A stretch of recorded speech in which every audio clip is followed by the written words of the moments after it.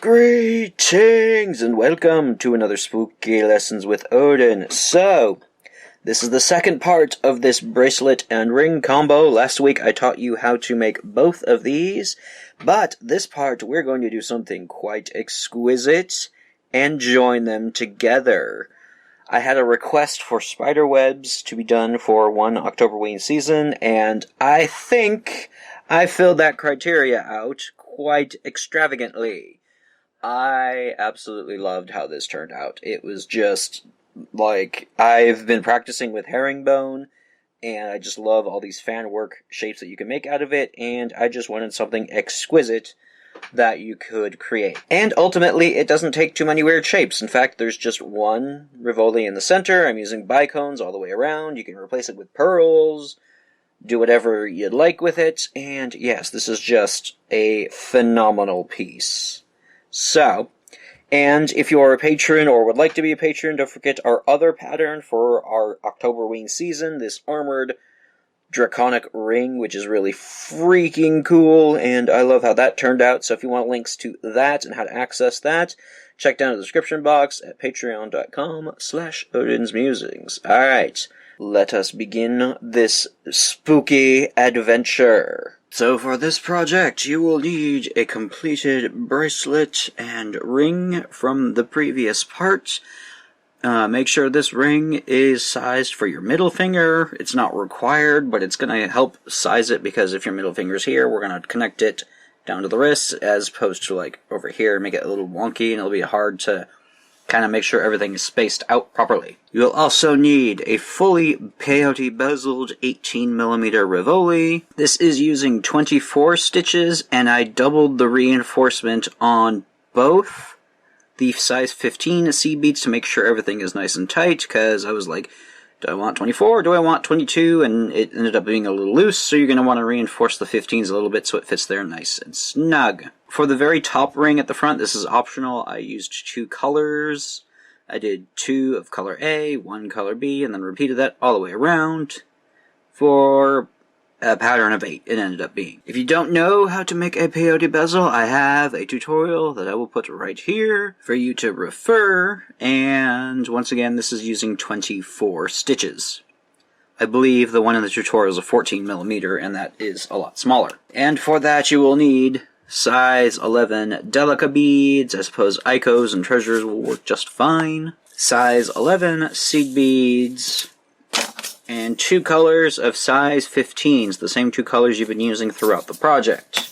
And a number of 3mm and 4mm bicones, depending on how fancy you want this to be, and how much spacing you want to use. There are going to be 12 tendrils around the web, so at least 12 of one or both of these projects, or beads, that you can add them periodically throughout the chain, if you would like. And of course, your needle and thread. I'm using a size 12 needle because we're digging into the peyote.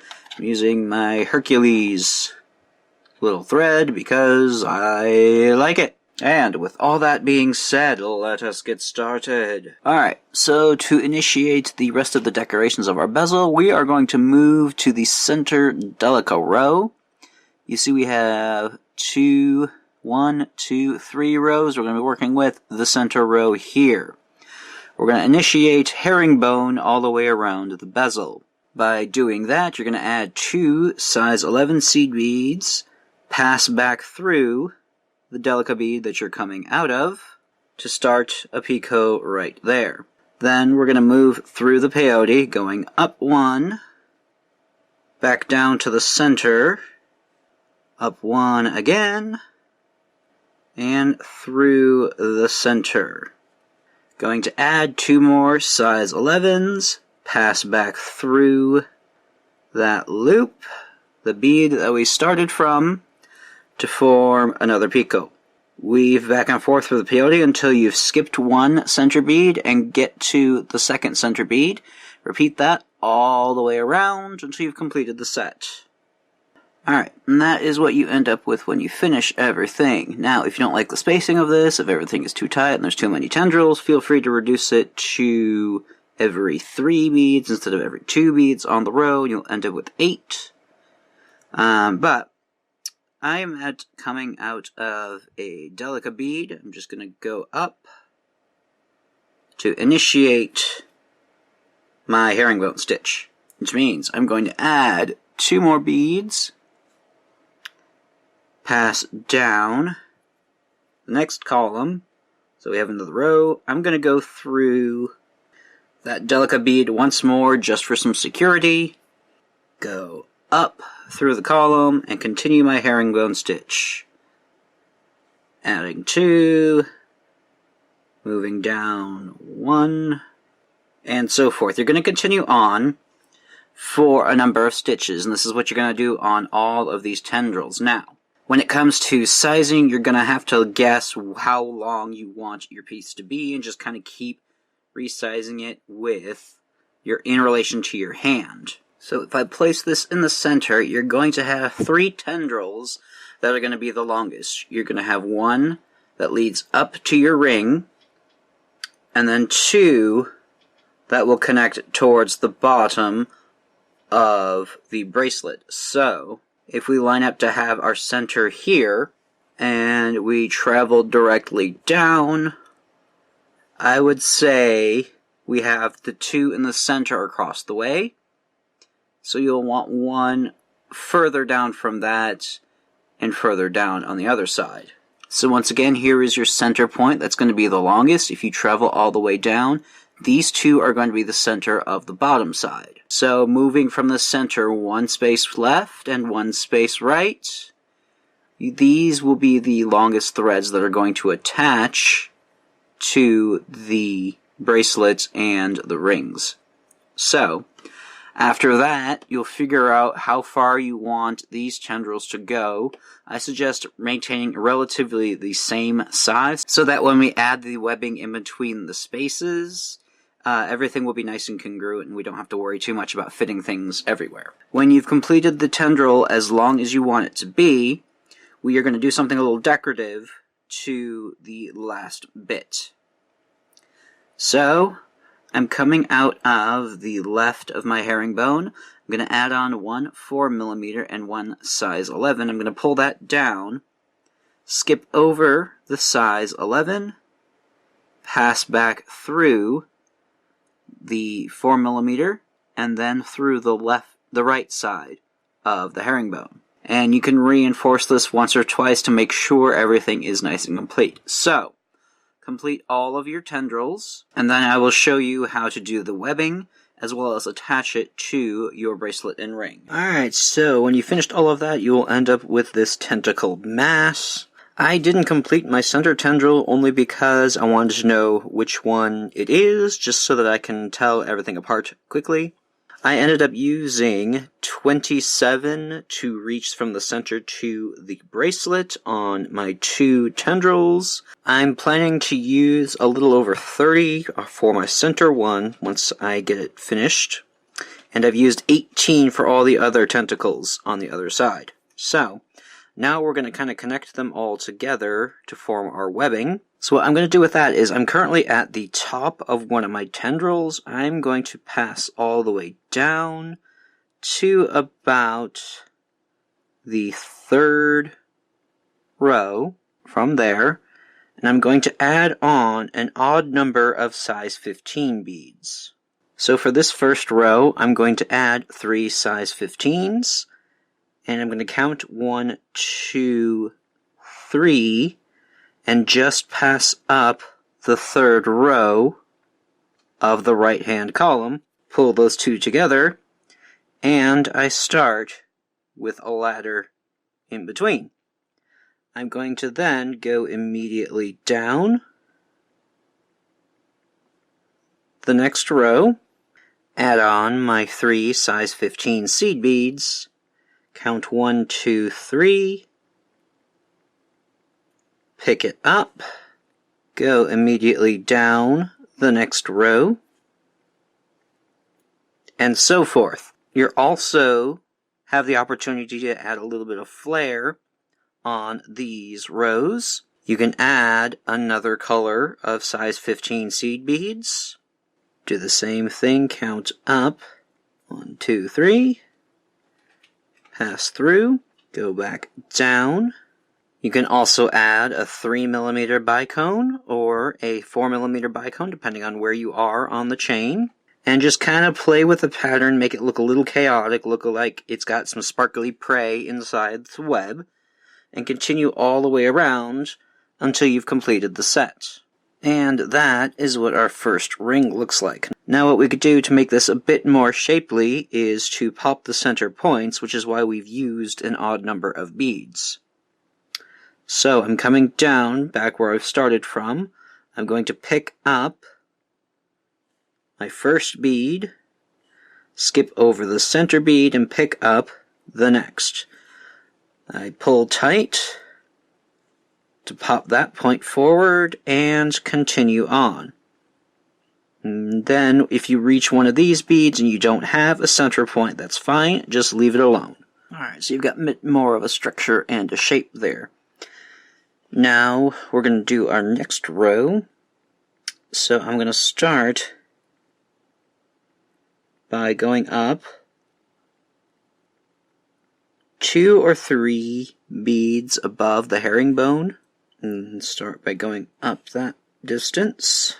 Kind of think about going one up than where you want to be, because you're going to wrap your way around downward and the thread is going to come out underneath the tendril that you're going to want to be at. So for example, if you want to be 3 beads up, so if you go up 4 rows, starting from, this is the bead that you started from, you go up 1, 2, 3, 4, you'll go down that row in the same level, and you will be 3 beads between the previous row. So all that's left to do is to repeat the same exact thing, but this time increasing your beads, but still sticking with an odd number so we can pop points. So for this row, I'm going to add 5 beads, then we're going to jump across the way, go up, and then down to start our next row. So we started here, we added our beads, we went down and jumped up across the way, we then moved down to complete the stitch and move on to add a new stitch. You're going to repeat that all the way around, then pop your points if you'd like. So that's how you're going to progress. We're going to keep going around, increasing the number of beads as we move up. If you want it nice and symmetrical, just keep going in the same manner. The next row you'll add 7, the next row 9, etc. And you'll keep going until you end up towards the end of your shortest tendrils.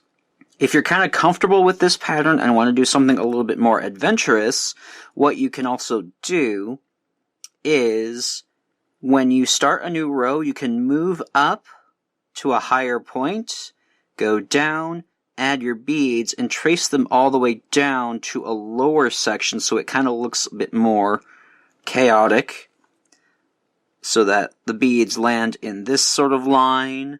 The next row you might be able to do something like this, where you do the opposite, where you travel from a low point, move up to a high point, etc. And you can just kind of play with moving lines all around the bracelet as you continue. But if you're not comfortable with that, feel free to continue on with a regular symmetrical web-like shape and do it all the way until the end of your short tendrils. Then we'll show you how to finish off and attach it to the rest of the bracelet. Alright, and that is pretty much what you end up with. If you're finding that the netting is bunching up a little too tight, you can also add on 2 more beads to kind of widen it out a little bit. I ended up doing that higher up on the web, just to make sure that it fits nicely. So what we're going to do is attach the web to the bracelet. I've gone through one of the longer tendrils, and I've traveled all the way up along the main herringbone stitch, through the bicone, and through the bead on top.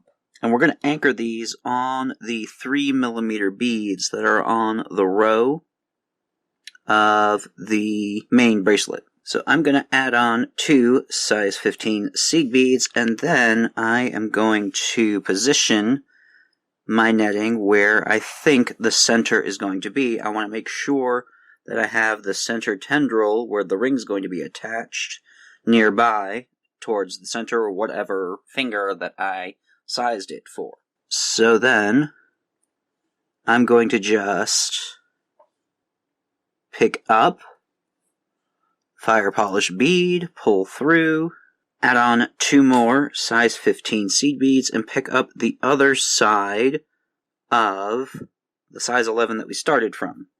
Then we're going to reinforce these beads 2 or 3 times, possibly even more, because this is one of those places that's going to take the majority of the weight and the linking. Then when you've finished anchoring that side, you can end your thread and reattach a new one on the other sticky outy point, and repeat the steps to anchor it on the other side of your band. If your shorter tendrils reach that point as well, reach the bracelet, feel free to also attach those bicones to the bracelet as well, but it's not necessary since we have 2 points that'll hold it up pretty tightly.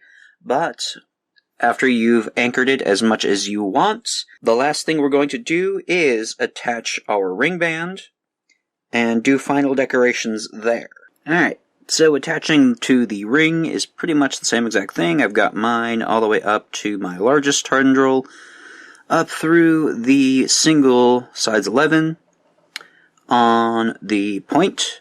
I'm going to take my ring and I'm going to add 2 size 15s, and then I'm going to go down to the bottom, flip it around, and pass through the outermost 3mm bead to start the join there.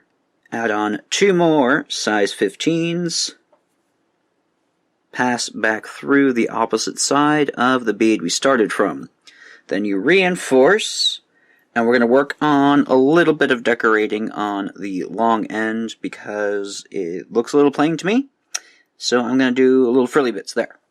After I've completed the join, I've traveled back down through the center size 11 and down the 4mm bicone. I am going to pass through the very first bead on one of the herringbone columns. I'm going to add 2 color A's, 1 color B, 2 color A's, a total of 5 seed beads. I'm going to skip over 1 bead and pass down to the next bead. So I end up with a little frill like that, and I'm just going to keep going down that road. Adding my 5 beads, skipping 1, passing down to the next. Once I've reached all the way down, I'm going to just turn around, pass up through the first bead of the next column, and repeat the same steps over to complete the other side. Once you've finished both sides, we are going to pop the points. So, I'm going to turn my thread around to the first row that we started from on the herringbone. Pick up 2 size 15s. Skip over 1. Pass back down through the herringbone and continue all the way down. You repeat that all the way down, turn your thread, and then go back up. And from there, you can finish your thread. And then you will have your finished piece. I think this turned out quite magnificently. Yeah, I really had this, I had this idea in my head for a while, ever since somebody requested spiderwebs to be the theme for one spooky Halloween season, and yeah, I think we really made this out. It feels fun to wear. This one you can do a lot with. Like, I could imagine you using the cabochon as like an oval instead of a round. That'd be kind of cool. You could make more decorations. If you had like a spider charm, you could probably dangle it on there, so that'd be kind of neat. Do whatever you want for the bracelets. And yeah, so I hope you enjoyed. I thoroughly did. And if you try this out, please let me see. Always share pictures with me because I love seeing your creations. And come join us at our Facebook group, Creations with Lessons with Odin. So share and upload pictures there. Everyone would love to see. Apologies for the late videos. I did have this planned. I knew what I was doing. It's just a matter of actually doing it. So, yes, we got there in the end. So that was the planned Octoberween spooky design. I hope you guys enjoyed. Don't forget to check out my channel on Patreon, because this is what we will be making there, this freaking glorious draconic armor ring, which honestly, I've only been making like 12 patterns on this, but this is probably one of my most favorite designs. It turned out freaking awesome, and almost exactly what I pictured. But, man, this one is awesome. So if you want to learn how to make this one, join me on Patreon. In the description box below, it's patreon.com/odins.musings. And I hope to see you there. And if you are already subscribed, thank you so much for all your support, and be sure to check out this pattern, and if you make it, please do share with me, because I want to see your interpretation of this. I haven't finished my green and blue and purple one yet, but I'm working on that, and I'll have like promo pictures and places everywhere, all over the Facebook and other social medias. So, with all that being said, be sure to like up this video and subscribe if you want to see more bullshit from me. Check out all of my other shenanigans, all of the social medias, all over the interwebs. I just released a book. This is the sequel to my first book, and I'm very excited, so feel free to check out that as well if you're into sci-fi. This one's a more traditional space opera. I haven't done like a release launch day video yet because I am so overworked trying to get this set up and then trying to get these done for y'all. So, if you want to check out books, links are down below. And thank y'all so much for joining me, and of course, if there's anything I need to be trying out right now, feel free to let me know down below. And I will see you next time.